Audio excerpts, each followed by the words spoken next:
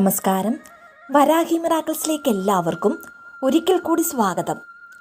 ഏതു കാര്യങ്ങൾ ചെയ്യുമ്പോഴും അതിലുണ്ടാകുന്ന തടസ്സങ്ങൾ മാറി നമ്മൾ ചെയ്യുന്ന കാര്യങ്ങൾ പൂർണ്ണ വിജയത്തിൽ എത്തിച്ചേരുവാനും കൂടാതെ സ്വന്തമായി ഒരു ജോലി ലഭിക്കുവാനും വിവാഹ തടസ്സങ്ങൾ മാറിക്കിട്ടുവാനും കുട്ടികളെ സംബന്ധിച്ച് പഠനത്തിൽ ഉന്നത വിജയമുണ്ടാകുവാനും ഓർമ്മശക്തി വർദ്ധിക്കുവാനും ഇനി വിട്ടുമാറാത്ത രോഗങ്ങൾ മൂലം വിഷമിക്കുന്നവരുടെ രോഗങ്ങൾ മാറി നല്ല ആരോഗ്യം വർദ്ധിക്കുവാനും വരുമാനം വർദ്ധിക്കുവാനും തൊഴിൽ തടസ്സം മാറിക്കിട്ടുവാനും സന്താന ഭാഗ്യത്തിനും ഇനി സ്വന്തമായി വീട് അല്ലെങ്കിൽ ഭൂമി വാങ്ങുന്നതിനും ഇതിനെല്ലാം ഉപരി മനസ്സിലാഗ്രഹിക്കുന്ന കാര്യങ്ങൾ വളരെ പെട്ടെന്ന് തന്നെ സാധിച്ചു കിട്ടുവാനും വരാഹി അമ്മയെ പ്രാർത്ഥിച്ച് ചൊല്ലേണ്ട അതിസൂക്ഷ്മമായ ഒരു മന്ത്രത്തെക്കുറിച്ചാണ് ഇന്നത്തെ വീഡിയോയിലൂടെ പറയാൻ പോകുന്നത്. ഈ മന്ത്രം 108 തവണ ചൊല്ലുകയോ അല്ലെങ്കിൽ ഈ വീഡിയോയ്ക്കൊപ്പം കേട്ടും നിങ്ങൾക്ക് ചൊല്ലാവുന്നതാണ്. മന്ത്രം ചൊല്ലിയാലും കേട്ടാലും ഒരേ ഫലം തന്നെയാണ് ലഭിക്കുന്നത്.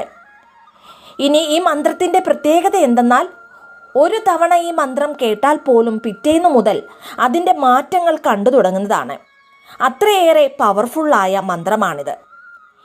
വരാഹി അമ്മയെ പൂർണ്ണമായി വിശ്വസിച്ച് നിങ്ങളുടെ എല്ലാ ദുഃഖ ദുരിതങ്ങളും അമ്മയുടെ തൃപ്പാദത്തിൽ സമർപ്പിച്ച് മനസ്സിൽ വരാഹി അമ്മയെ മാത്രം സങ്കല്പിച്ചുകൊണ്ട് ഈ മന്ത്രം ചൊല്ലുകയോ അല്ലെങ്കിൽ കേൾക്കാവുന്നതോ ആണ്.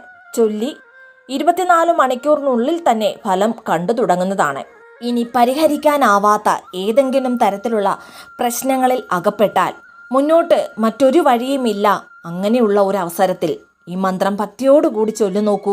തീർച്ചയായും നിങ്ങളുടെ പ്രശ്നത്തിന് ഒരു പരിഹാരം വരാഹി അമ്മ തന്നെ കാട്ടിത്തരുന്നതാണ്. പലപ്പോഴും നമുക്ക് സ്വയം തോന്നാറുള്ള കാര്യമാണ്, ഞാൻ എന്തിനാണ് ഇങ്ങനെ പ്രാർത്ഥിക്കുന്നത്, എത്ര പ്രാർത്ഥിച്ചിട്ടും ഒരു ഈശ്വരനും എൻ്റെ ഈ ദുഃഖം കാണുന്നില്ലേ എന്ന്. എന്നാൽ ഒട്ടും വിഷമിക്കേണ്ട ആവശ്യമില്ല. മനസ്സുരുകി ഈ മന്ത്രം കേട്ടു നോക്കൂ. തീർച്ചയായും 100% ഫലം ഉറപ്പാണ്. പൊതുവായി ഒട്ടുമിക്ക പേരും അനുഭവിക്കുന്ന വളരെ വലിയൊരു ദുഃഖമാണ് കടബാധ്യത എന്നത്. കടബാധ്യതയുണ്ടെങ്കിൽ സമാധാനത്തോടു കൂടി ഉറങ്ങുവാനോ ഭക്ഷണം കഴിക്കുവാനോ പോലും നമുക്ക് സാധിക്കാറില്ല. ഓരോ ദിവസവും ഇന്ന് ആരോടാണ് അവധി പറയേണ്ടത്, എങ്ങനെയാണ് ഇന്നത്തെ ഒരു ദിവസം കഴിച്ചു കൂട്ടേണ്ടത് എന്നൊരു ചിന്തയിലായിരിക്കും ഓരോ പ്രഭാതവും നമുക്കുണ്ടാവുക. അങ്ങനെയുള്ള ഏതു പ്രതിസന്ധികളാണെങ്കിലും എത്ര വലിയ പ്രശ്നങ്ങളാണെങ്കിലും ശരി, മനസ്സുരുക്കി ഈ മന്ത്രം ഒരേ ഒരു തവണയൊന്ന് കേട്ടു നോക്കൂ. പിറ്റേന്നു മുതൽ നല്ല മാറ്റം കണ്ടു തുടങ്ങുന്നതാണ്. ഇനി വരാഹി അമ്മയുടെ അത്ഭുത ശക്തിയുള്ള ആ പവർഫുള്ളായ മന്ത്രം ഏതാണെന്ന് നോക്കാം. 108 തവണ ഈ മന്ത്രം ചൊല്ലുകയോ അല്ലെങ്കിൽ കേൾക്കാവുന്നതോ ആണ്. ഓം ഐം ഹ്രീം ശ്രീം ശ്രീ മാത്രേ നമഃ. ഓം ഐം ഹ്രീം ശ്രീം ശ്രീ മാത്രേ നമഃ. ഓം ഐം ഹ്രീം ശ്രീം ശ്രീ മാത്രേ നമഃ.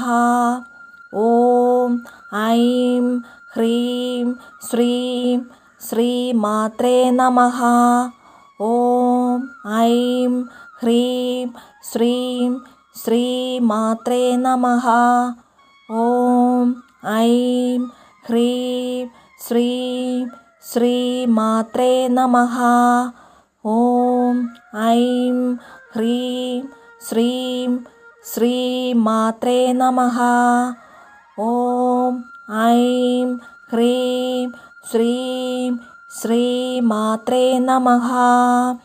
ഓം ഐം ഹ്രീം ശ്രീം ശ്രീ മാത്രേ നമഃ.